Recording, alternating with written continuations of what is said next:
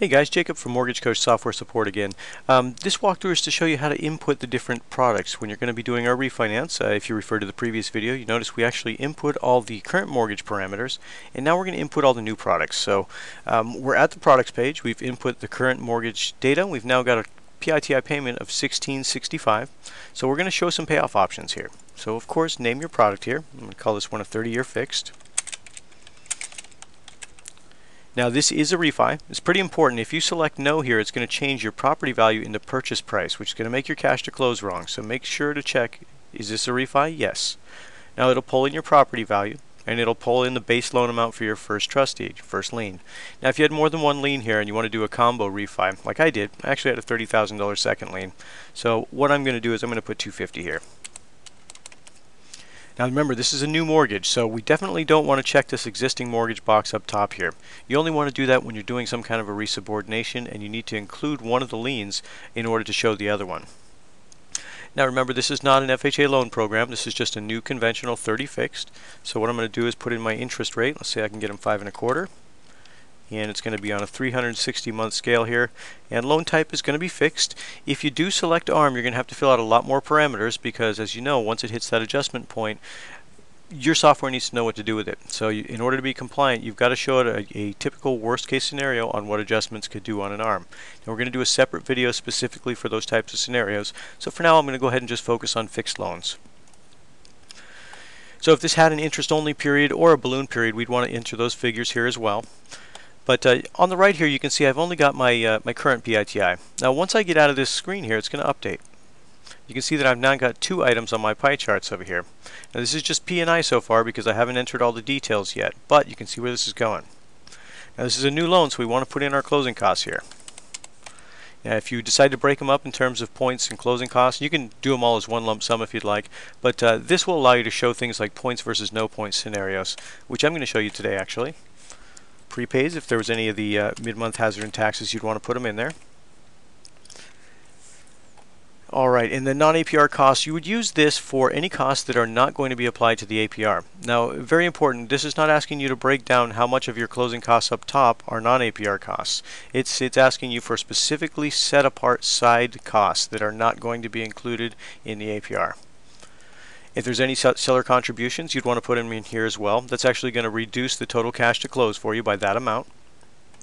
And then we've got a term reduction area here as well. And we're going to get to that in a minute once we input all the taxes and insurance, because we've got to get total PITI against each other. And we're going to show a couple of different programs before we start looking at the reinvestment strategies. So we'll go to our next screen here, and got to make sure and put in your monthly taxes and insurance. So in this case, I'm going to put in my hazard insurance. Now, a quick tip, if you want to navigate these screens a little bit faster and you don't quite like using the mouse for everything, what you can do is when you're on a field, you can tab to the next field. Now in a case where you need to press a button like this, I'm going to tab to the percentage sign, I'm going to hit the space bar on my keyboard, I'm going to tab again. Now I've not only hit that percentage sign, but I'm now over in the right field. So I can do my 1.25 and then tab out of it. Now if there's going to be mortgage insurance on this, you'd want to put it in here as well. And if you do that, you want to make sure and specify your LTV cutoff, or if it's an FHA loan, your time cutoff here. If there is a second lien to this new combo that you want to pitch, you want to make sure and select yes here. It's going to open up a new series of screens. It's going to allow you to enter a second lien as well. For now, I'm not going to enter a second lien. I'm just going to show this this new 30-year fixed. I'm going to show a couple more options around it. So I've finished entering this one. I'm going to hit add another product. This is going to open up a new one for me. Okay, so for our new product here, you can see we've got an immediate savings. We got 2109, 2110 just about for PITI in the current, versus our new loan at 1901. So we're already saving them, $200 right here. We're doing pretty well. Let's show them a couple more options. Product 2. What if I want to do the exact same thing as product 1, but I want to change the points and the rate associated with it? There's an easy way to do it. Check that it's a refi. Then use the copy from button, and instead of copying from the current, you're going to copy the 30-year fixed. Then hit OK. Now this brings it in exactly the way you left it on the other program. The difference here is this one is one where I'm going to show them how to pay a couple extra points to buy down the rate a bit. So I'm going to call this one 30 fixed 2.5 points, or 2 points actually.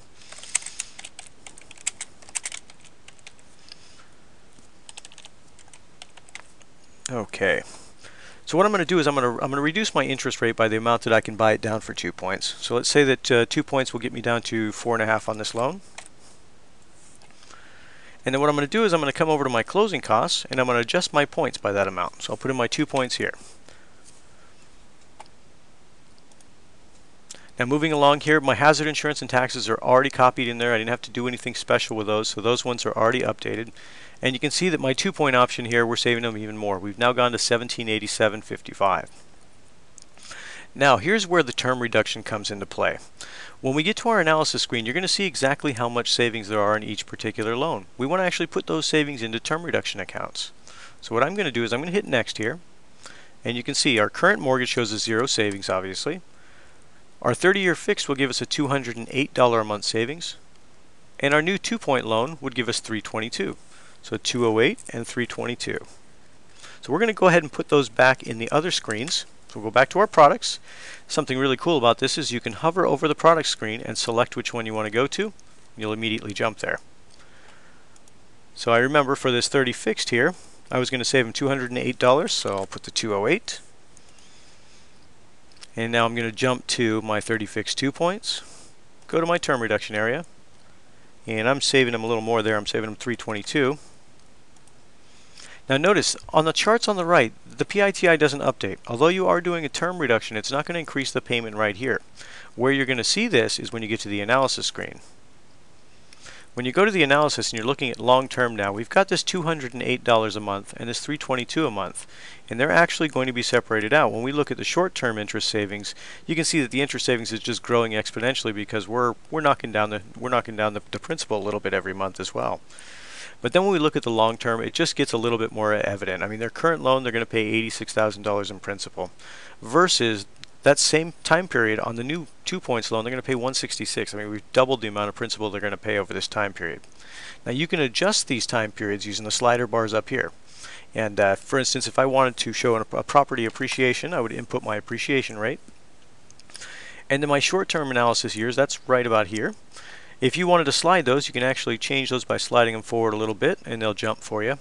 And then long-term analysis years, let's go out a little farther so they can see what it looks like closer to the payoff points. And you can see that we've actually paid off both of these new loans way before we've paid off the current loan. So we're doing pretty well here. I wouldn't even go out this far. I would actually show them right around 15 years because that seems like a good baseline point. Now after this point, once you've entered all the different products, you're going to want to jump into the contact information. Now we didn't collect this in the beginning for a reason. This was too much information to collect when we were first talking to the client. We wanted a name, we wanted an address, and we wanted to start getting mortgage data and talking about what they called for. Now at this point, we've got enough information to get them a report. So what we need to do is we need to collect a little bit more detailed information for them.